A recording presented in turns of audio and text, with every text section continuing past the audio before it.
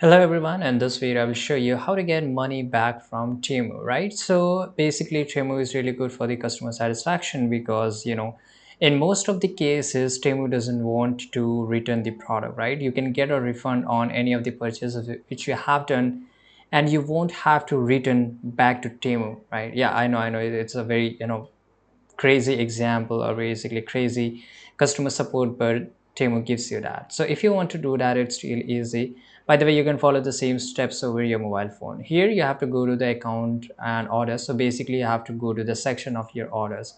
So here you will get this, then you have to go to the SIP section, and in inside the SIP all the products which you have received will be shown here. So then you have to tap on the product and you will get option to refund, right? So you can just click on refund and then it will work properly, right? So this is only one way to do this, and make sure you go for a refund very early, as soon as possible, because if you try to get a refund after 1 month or 3 months, then you may not get the refund of that product, right?